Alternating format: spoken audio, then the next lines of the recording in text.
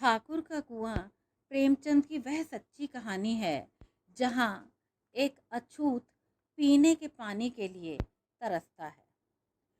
जोखू ने लोटा मुंह से लगाया तो पानी में सख्त बदबू आई। गंगी से बोला, यह कैसा पानी है? मारे पास के पिया नहीं जाता, गला सूखा जा रहा है और तू सड़ा पानी पिलाए देती है। गंगी प्रतिदिन शाम पानी भर लिया करती थी। कुआं दूर था, बार बार जाना मुश्किल था। कल वह पानी लाई तो उसमें बू बिल्कुल न थी। आज पानी में बदबू कैसी? लोटा नाक से लगाया तो सचमुच बदबू थी। जरूर कोई जानवर कुएं में गिरकर मर गया होगा, मगर दूसरा पानी आवे कहाँ से? ठाकुर के कुएं पर कौन चढ़ने देगा? दूर से लोग डांट बताएंगे।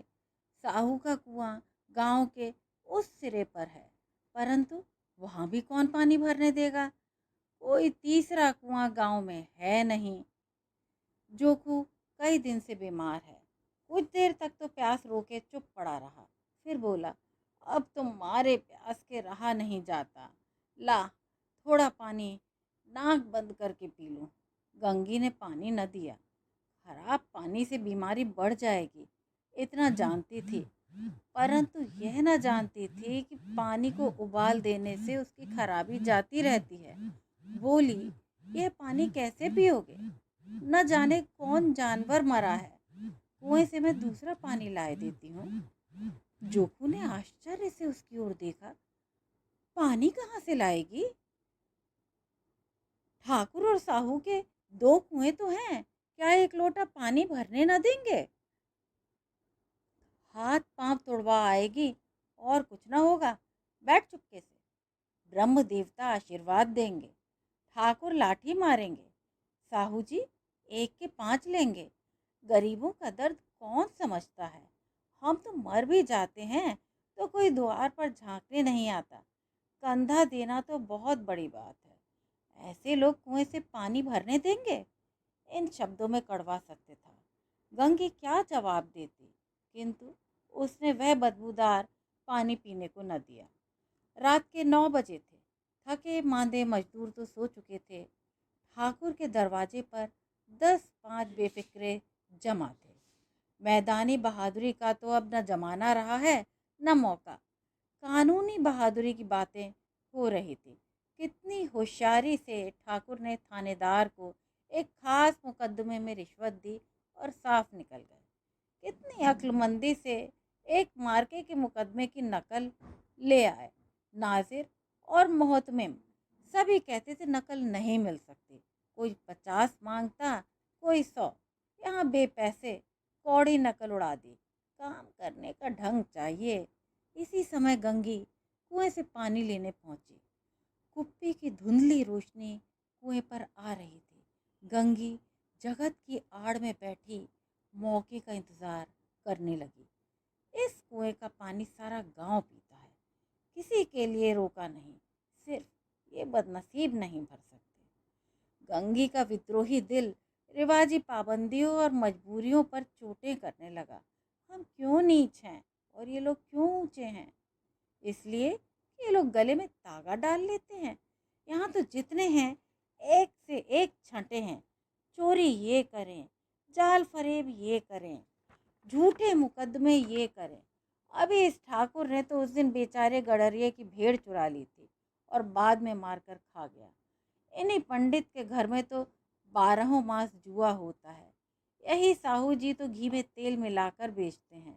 काम करा लेते हैं, मजदूरी देते नानी मरती है। किस किस बात में हमसे ऊंचे हैं? हम गली गली चिल्लाते नहीं कि हम ऊंचे हैं, हम ऊंचे हैं। कभी गांव में आ जाती हूँ तो रस भरी आंख से देखने लगते हैं, जैसे सबकी छाती पर सांप लूटने लगता है। परंतु घमंड यह है कि हम ऊंचे हैं। कुएं पर किसी के आने की आहट हुई। गंगी की छाती थक थक करने लगी। कहीं देख लें तो गजब हो जाए। एक लात भी तो नीचे न पड़े। उसने घड़ा और रस्सी उठा ली और झुककर चलती हुई एक वृक्ष के अंधेरे साए में जा खड़ी हुई। कब इन लोगों को दया आती है किसी पर? बेचारे महंगू को इतना मारा कि महीनों लहू थूकता रहा। इसीलिए तो कि उसने बेगार नदी थी, उस पर ये लोग ऊंचे बनते हैं। कुएं पर स्त्रियां पानी भरने आई थी। इनमें बात हो रही थी। खाना खाने चले और हुक्म हुआ कि ताज़ा पानी भर लाओ, घड़े के लिए पैसे नहीं हैं। हम लोगों को आराम से बैठे देखकर जैसे मर्दों को जलन होती है।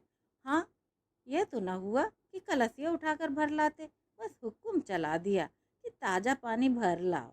जैसे हम लौंडियां ही तो हैं। लौंडिया नहीं तो क्या हो तुम?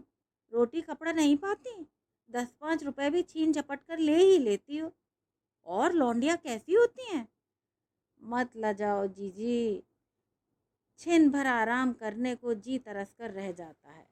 इतना काम किसी दूसरे के घर कर देती तो इससे कहीं आराम से रहती। ऊपर से वह एहसान मानता, यहाँ काम करते करते मर जाओ, पर किसी का मुंह ही सीधा नहीं होता। दोनों पानी भरकर चली गईं तो गंगी वृक्ष की छाया से निकली और कुएं की जगत के पास आई। बेफिक्रे चले गए थे। ठाकुर भी दरवाजा बंद कर अंदर के आंगन में सोने जा रहे थे। गंगी ने क्षणिक सुख की सांस ली।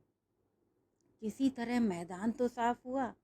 अमृत चुरा लाने के लिए जो राजकुमार किसी जमाने में गया था, वह भी शायद इतनी सावधानी के साथ और समझ बूझकर न गया हो। गंगी दबे पांव कुएं की जगत पर चढ़ी। विजय का ऐसा अनुभव उसे पहले कभी न हुआ था। उसने रस्सी का फंदा घड़े में डाला, दाएं बाएं चौकन्नी दृष्टि से देखा, जैसे कोई सिपाही रात को शत्रु के किले में सुराग कर रहा हो। अगर इस समय वह पकड़ ली गई तो फिर उसके लिए माफ़ी या रियायत की रत्ती भर भी उम्मीद नहीं। अंत में देवताओं को याद करके उसने कलेजा मजबूत किया और घड़ा कुएं में डाल दिया। घड़े ने पानी में गोता लगाया, बहुत ही आहिस्ता, जरा भी आवाज़ न हुई। गंगी ने 2-4 हाथ जल्दी जल्दी मारे। घड़ा कुएं के मुंह तक आ पहुंचा। कोई बड़ा शहजोर पहलवान भी इतनी तेजी से न खींच सकता था। गंगी झुकी कि घड़े को पकड़कर जगत पर रखे कि एकाएक ठाकुर साहब का दरवाज़ा खुल गया। शेर का मुंह इससे अधिक भयानक न होगा। गंगी के हाथ से रस्सी छूट गई। रस्सी के साथ घड़ा धड़ाम से पानी में गिरा और कई क्षण तक पानी में हिलकोरे की आवाज़ें सुनाई देती रहीं। ठाकुर, कौन है, कौन है? पुकारते हुए कुएं की तरफ आ रहे थे और गंगी जगह से कूदकर भागी जा रही थी। घर पहुंचकर देखा कि जोखू लोटा मुंह से लगाए वही मैला गंदा पानी पी रहा है।